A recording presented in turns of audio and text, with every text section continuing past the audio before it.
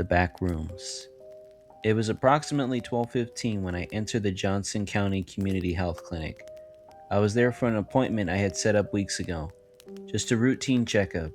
It wasn't a new place for me. I had been there a couple of times before.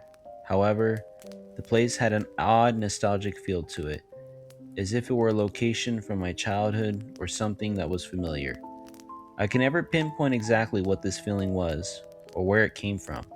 As I walked in, an overwhelming feeling of deja vu swept over me. The hum of the flickering fluorescent lights, the white tile flooring, the muted beige paint that colored the walls.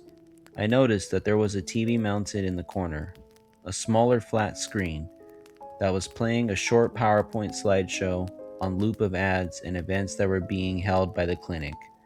I passed the empty waiting area, a small section of the main room with magazines, children's playthings, and blue cushioned chairs, and approached the woman at the front desk.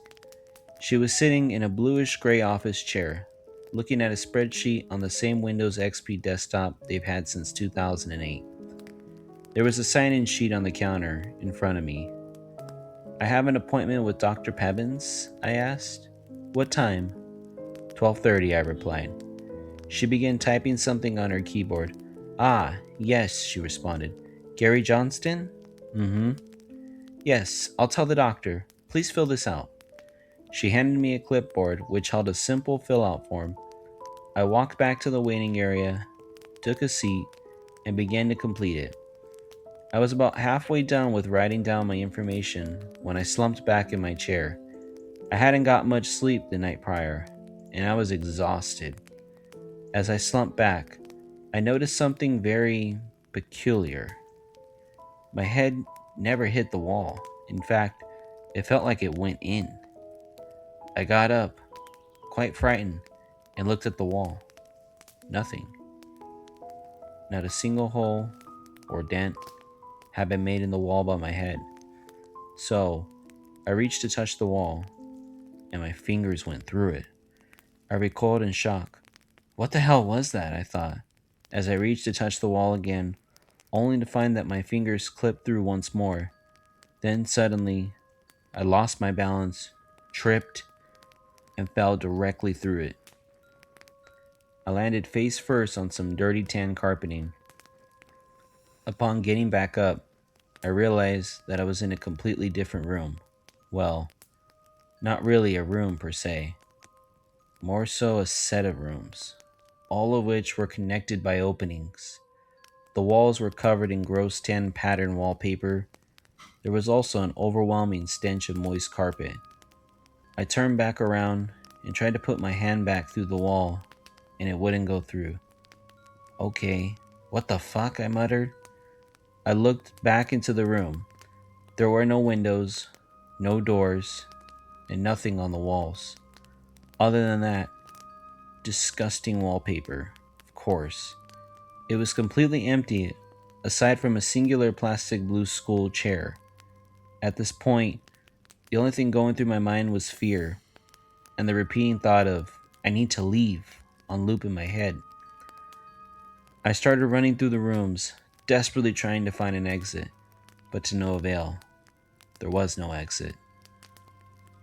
Was this my permanent location until I died? No, there had to be a way out.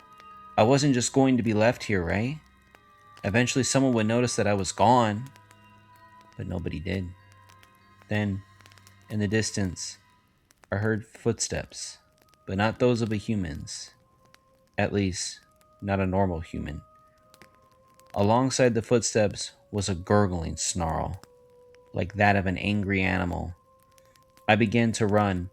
I ran as fast as I could from whatever the hell was approaching me. I didn't want anything to do with it.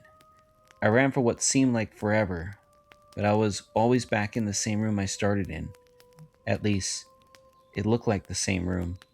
Not that I could tell them apart. So, I sat down, defeated. A feeling of dread filled my body as I started to cry. I was going to die here. I'm still there. I haven't left. I've accepted my fate. In fact, I can actually hear footsteps. I wonder who that is. Hi, Mr. Horror Story here. I hope you enjoy the scary stories today. There will be stories every other day or daily, so keep those notifications on. Please like, comment, and subscribe to the channel. Feedback is always welcome and encouraged. List any ideas for videos in the comment section. I appreciate you guys for always taking time out of your day to listen to my stories. Thank you for listening, and remember to stay spooky out there.